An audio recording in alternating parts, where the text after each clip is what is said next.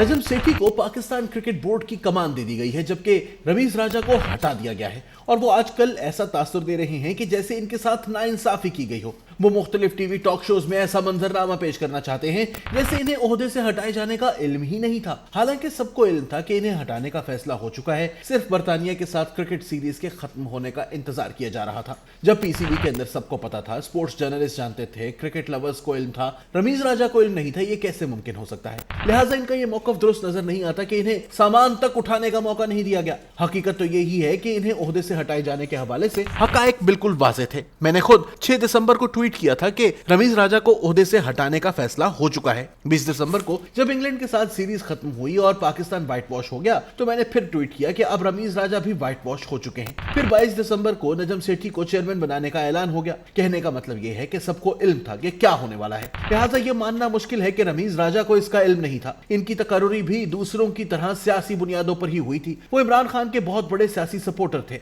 इमरान खान के हक में सियासी ट्वीट्स करते थे, इसलिए यह नहीं कहा जा सकता कि इन्हें किसी मेरिट के तहत पीसीबी का चेयरमैन बनाया गया। हालांकि जावेद मियादाद, वसीम अकरम और राशिद लतीफ जैसे लेजेंड क्रिकेटर भी मौजूद थे। मजे की बात यह है कि रमीज राजा इमरान खान की वजारत उज़्मा से हटने के बाद भी ओहदे पर मौजूद रहे और कहा जा रहा है कि इन्होंने शहबाज शरीफ से भी रवाबित बढ़ाने की कोशिश की। सुना है कि कोई तगड़ी सिफारिश भी ढूंढ ली गई थी जिसकी वजह से वो इमरान खान के हटने के बाद अपने ओहदे पर बरकरार रहे, लेकिन नवंबर में यह सिफारिश भी खत्म हो गई। ये बात सच हो सकती है कि इन्हें जिस जल्दी में ये सब कुछ हुआ इसका अंदाजा ना हो सका हो। वो तो समझ रहे थे कि सिफारिश भी रहेगी और वो भी रहेंगे। वैसे राजा साहब को कई साबिक क्रिकेटर्स ने मशवरा दिया था कि इमरान खान की वजारत उज़्मा के खात्मे के बाद इन्हें भी ओहदा छोड़ देना चाहिए, लेकिन वो ऐसा ना कर सके। नजम सेठी ने इमरान खान के वजीर आजम बनने के अगले दिन पीसीबी के चेयरमैन के ओहदे से इस्तीफा दे दिया था। इनके और तहरीक इंसाफ के दरमियान मुखालिफत कोई नई नहीं है। वो अरसे से इमरान खान के सियासी नजरियात और फिर इनके तर्ज हुकूमत के खिलाफ रहे। इसी वजह से इनके और इमरान खान के दरमियान मुकदमाबाजी भी चल रही है। वो इमरान खान के दौर में ऑफ एयर भी रहे।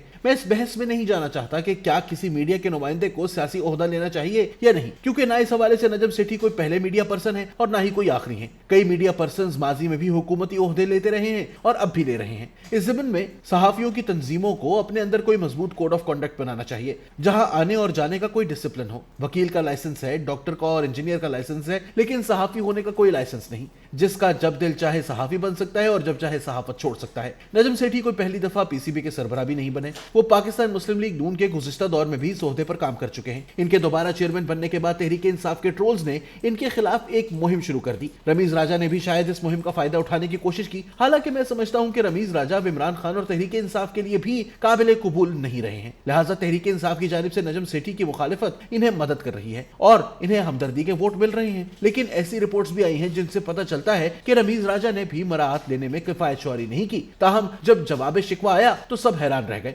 बहरहाल मेरे नजदीक रमीज राजा और नजम सेठी के दरमियान अगर कोई मुवाजना हो सकता है तो क्रिकेट के तनाजुर में होना चाहिए। किसके दौर में पाकिस्तान की क्रिकेट को क्या कामयाबी मिली, क्रिकेट के फरोग के लिए क्या किया गया, टीम की कारकर्दगी ही सबसे पहला मुवाजना होना चाहिए। नजम सेठी के गुज़िश्ता दौर में Pakistan cricket team test ranking में नंबर 1 थी, जबकि रमीज राजा दौर में हमारी टेस्ट रैंकिंग 6ठे नंबर पर थी। रमीज राजा से कबल एहसान मानी सरबराह थे। इनके दौर में पाकिस्तान क्रिकेट टीम की टेस्ट रैंकिंग 5वें नंबर पर थी। राजा साहब 5वें से 6ठे पर ले गए। नजम सेठी के दौर में पाकिस्तान T20 की भी नंबर 1 टीम था, जबकि रमीज राजा के दौर में हम नंबर 3 पर आ गए। एहसान मानी के दौर में नंबर 4 पर थे, जबकि वनडे की रैंकिंग तीनों की बराबर है। तीनों के दौर में टीम 5वें नंबर पर थी। ताहम रमीज राजा के दौर में इंग्लैंड से होम सीरीज में व्हाइट वॉश अफसोसनाक था। पाकिस्तान की ग्राउंड पिचेस के साथ जो तजुर्बात किए गए हैं वो भी सामने है। रावलपिंडी को वार्निंग मिल चुकी है और दुनिया मुर्दा पिचेस पर हमारा मजाक बना रही है। नजम सेठी से PSL शुरू करने का क्रेडिट कोई नहीं छीन सकता। ये वो वक्त था जब पाकिस्तान में क्रिकेट के दरवाजे बंद थे। IPL में पाकिस्तानी क्रिकेटर्स पर पाबंदी लग चुकी थी और पाकिस्तान के लिए अपनी लीग नागुज़ीर थी। आज